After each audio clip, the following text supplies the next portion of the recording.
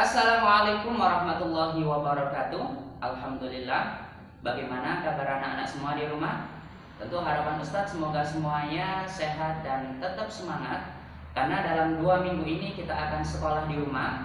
Meskipun seperti itu, Ustadz dan Ustadzah tetap akan memantau kalian semua dalam bentuk penugasan maupun pembelajaran video seperti yang Ustadz lakukan pada pagi hari ini. Baiklah anak-anak, pada pagi hari ini Ustadz sebelum memulai pelajaran, Ustadz ingin memastikan semoga semuanya sudah mandi, sudah sarapan, dan sudah melaksanakan sholat duha dan hajat, dengan tujuan agar ketika kita mengikuti pembelajaran pada pagi hari ini semuanya benar-benar dalam keadaan yang benar-benar semangat. Baiklah anak-anak, untuk pagi hari ini kita akan belajar tentang materi Al-Quran Hadis. Dan pada pagi hari ini kita akan masuk dalam bab baru. Setelah di pertemuan sebelumnya kita masuk dalam pembahasan surat Al-Fatihah, maka sekarang kita masuk dalam pembahasan surat Al-Ikhlas. Baiklah, di antara kalian semua ada yang tahu apa sih surat Al-Ikhlas itu? Bagaimana bacaannya? Ada yang tahu? Oke, baiklah.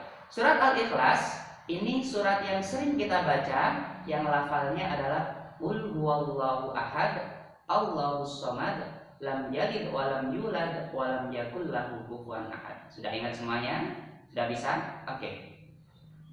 Pembahasan kita pada pagi hari ini adalah seputar surat Al-Ikhlas. Surat Al-Ikhlas di dalam Al-Quran urutannya adalah surat yang ke-112. Jadi surat Al-Ikhlas ini urutannya di dalam Al-Quran adalah 112. Kemudian 113-nya adalah surat Al-Falaq, dan 114 atau surat yang terakhir adalah surat An-Nas. Oke. Surat Al-Ikhlas berjumlah 4 ayat. Jadi surat Al-Ikhlas memiliki 4 ayat. Qul huwallahu ahad, Allahus samad, lam yalid wa lam yulad wa lam yakul lahu kufuwan ahad. Baiklah, kita sudah mengetahui apa itu surat Al-Ikhlas. Kita juga sudah mengetahui urutan di dalam Al-Quran, dan juga kita sudah mengetahui jumlah ayat di dalam surat Al-Ikhlas. Sekarang kita akan masuk dalam pembahasan yang baru, yaitu surat Al-Ikhlas termasuk golongan surat Makkiyah atau Madaniyah. Ada yang tahu? Oke. Surat Al-Ikhlas itu termasuk golongan surat Makkiyah. Pertanyaannya adalah, mengapa surat Al-Ikhlas disebut surat Makkiyah? Ada yang ingat tentang pembahasan ini? Di pertemuan-pertemuan selanjutnya kita sudah pernah membahas tentang Makkiyah dan juga Madaniyah. Yang ingat? Silakan menjawab. Oke. Surat Al-Ikhlas dikatakan surat Makkiyah karena diturunkan sebelum Rasulullah hijrah ke kota Madinah. Diulangi lagi sama Ustaz. Surat Al-Ikhlas disebut surat Makkiyah karena surat Al-Ikhlas diturunkan oleh Allah Subhanahu wa taala sebelum Rasulullah hijrah ke kota Madinah. Jadi disebut surat Makkiyah karena diturunkan sebelum Rasulullah hijrah ke kota Madinah. Baiklah, kita juga sudah mengetahui surat Al-Ikhlas ternyata termasuk golongan surat Makkiyah. Sekarang kita akan membahas tentang kandungan surat Al-Ikhlas. Surat Al-Ikhlas itu membahas tentang apa sih Ustaz? Akan kita bahas sekarang. Kandungan surat Al-Ikhlas. Baiklah, surat Al-Ikhlas menjelaskan kepada kita, mengajarkan kepada kita bahwa Allah Subhanahu wa taala itu adalah zat yang Maha Esa. Apa sih Esa itu?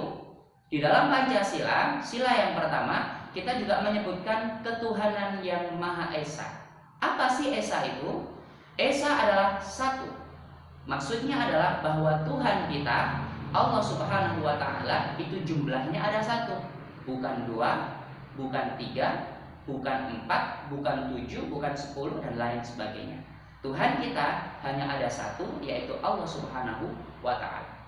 Di dalam ayat yang pertama, Allah Subhanahu wa taala berkata, "Qul huwallahu ahad."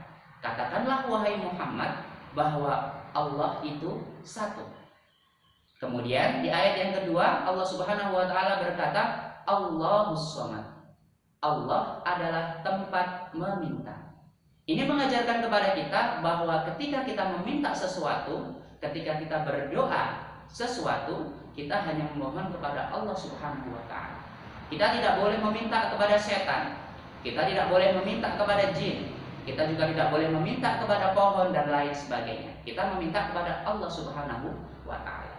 Maka dari itu surat Al-Ikhlas juga mengajari kepada kita bahwasanya ketika kita berdoa, kita harus berdoa kepada Allah Subhanahu wa Ta'ala.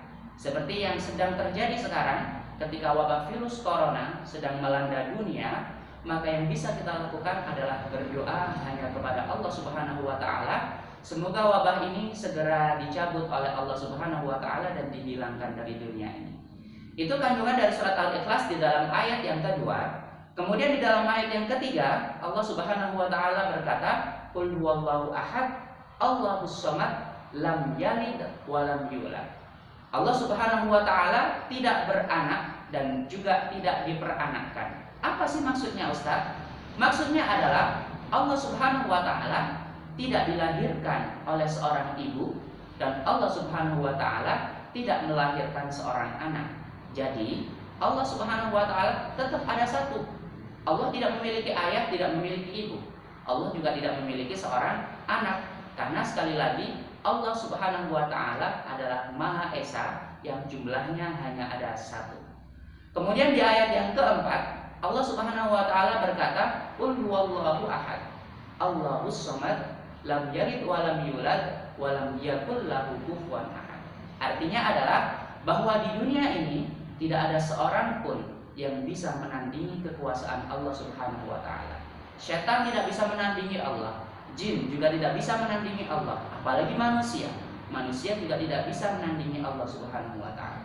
Itu adalah kandungan yang dijelaskan di dalam surat Al-Ikhlas. Baiklah anak-anak, semoga pelajaran pada pagi hari ini bisa memahamkan. Dan untuk tugasnya kalian, silahkan dibuka kitabnya halaman 116 sampai 118. Tugasnya adalah membaca halaman 116 sampai 118 dan menggarisbawahi poin-poin yang dianggap penting. Sudah jelas ya? Jadi tugasnya adalah membaca halaman 116 sampai 118 dan menggarisbawahi poin-poin yang penting. Baiklah anak-anak, cukup sekian pembelajaran pada pagi hari ini untuk materi Al-Quran Hadis. Nanti juga akan ada video pembelajaran tentang materi akidah akhlak. Ustaz selalu mengingatkan, jangan lupa untuk sering mencuci tangan, jangan lupa jaga kebersihan, jaga kesehatan, dan biasakan untuk selalu wudu. Semoga kita semua dan keluarga kita dilindungi oleh Allah Subhanahu wa Ta'ala. Amin ya rabbal alamin. Ustaz akhiri, Assalamualaikum warahmatullahi wabarakatuh.